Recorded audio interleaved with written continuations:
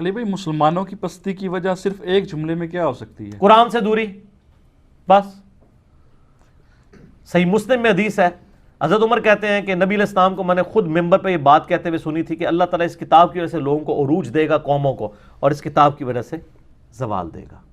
کتاب کو چھوڑنا، سورہ فرقان میں آتا ہے نا کہ آیت نمبر 30 میں کہ قیامت الدین نبی علیہ السلام شکایت کریں گے، وقال الرسول یا ربی ان قوم اتخذوا ھذا القرآن مہجورا، اے اللہ میری قوم نے قرآن کو پشت کے پیچھے ڈال دیا تھا۔ قرآن سے دوری اصل وجہ جی، اسی کو ڈاکٹر اقبال نے شعر میں کہا ہے نا، وہ زمانے میں معزز تھے مسلمان ہو کر اور تم خوار ہوئے تارک قرآن ہو کر۔ قرآن کو چھوڑنے کا مطلب یہ نہیں کہ قرآن کی تلاوت چھوڑ دی ہے، قرآن کی تلاوت تو ماشاءاللہ یہ اتنی کر رہے ہیں جتنی صحابہ نے بھی نہیں کی ہوئی۔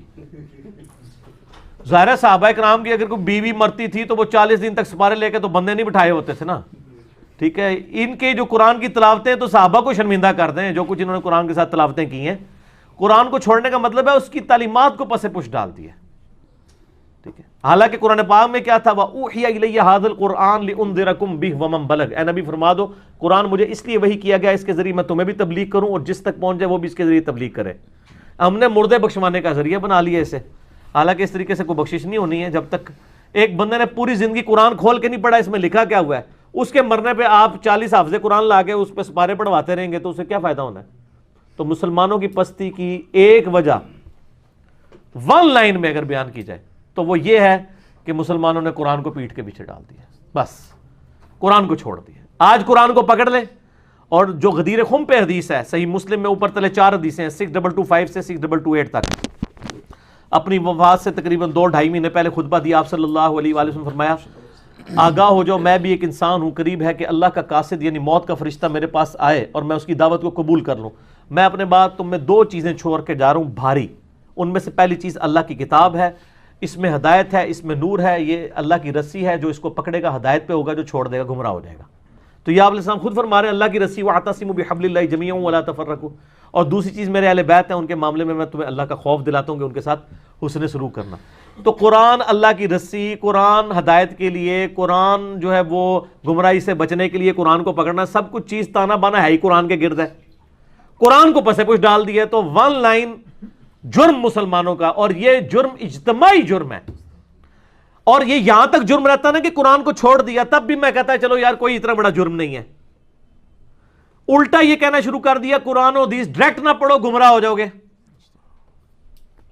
سر کوئی یہودی آپ کو آ کے ممبر پہ کہنا قرآن و حدیث ڈائریکٹ نہ پڑھو گمراہ ہو جاؤ گے، ہم کہیں گے اللہ کا دشمن ہے اس لیے ہمیں کہہ رہا ہے۔ لیکن مسلمان نما، یہودی نما مسلمان ممبر پہ چڑھ کے آپ کو کہتا ہے قرآن ڈائریکٹ نہیں پڑھنا، اور پھر آپ کو اوٹ پٹانگ مثالیں دے گا، جی وہ دیکھیں جی وہ دوائی لینے کے لیے ڈاکٹر کے پاس جاتے ہیں۔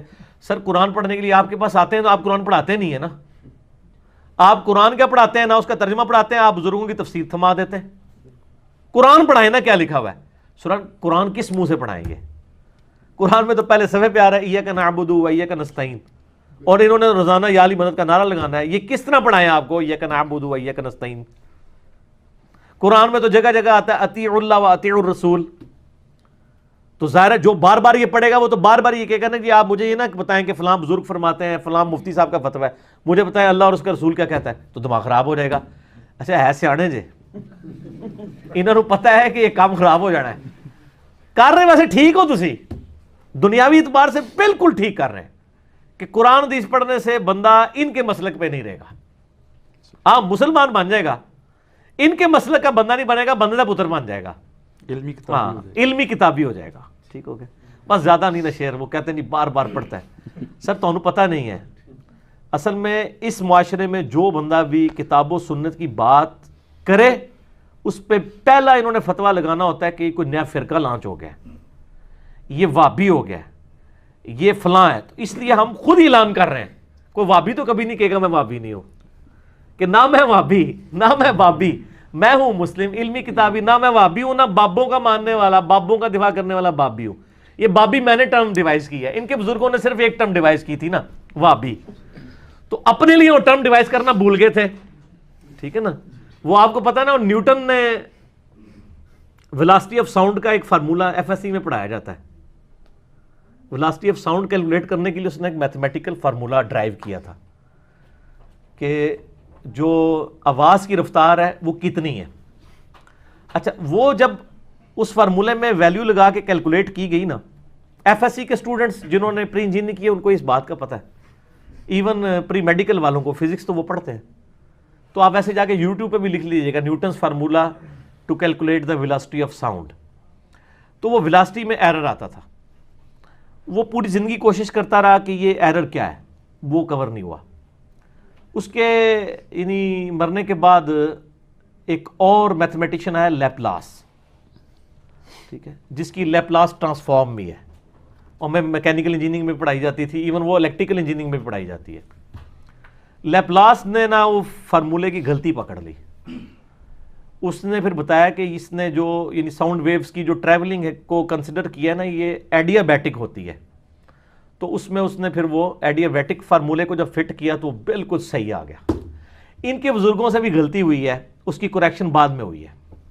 انہوں نے وابی وابی وابی وابی ٹرم ڈیوائز کی, لیکن اپنی کرنا بھول گئے, ہم جو مرضی کریں. تو ہم نے بتایا کہ نہیں, یہ ہیں بابی, بابوں کا دفاع کرنے والے. ہم نے اسی قافیے پہ کہہ دیا اور پھر عرض بھی کر دیا کہ نہ میں وابی نہ میں بابی, میں ہوں مسلم علمی کتابی.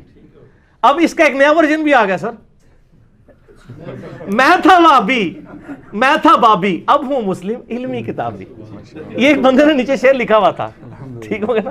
اس نے اس کی یعنی اس میں پیروڈی میں ایک جو ہے نا وہ اپنے دل کا درد بھی بیان کر دیا. ٹھیک ہے.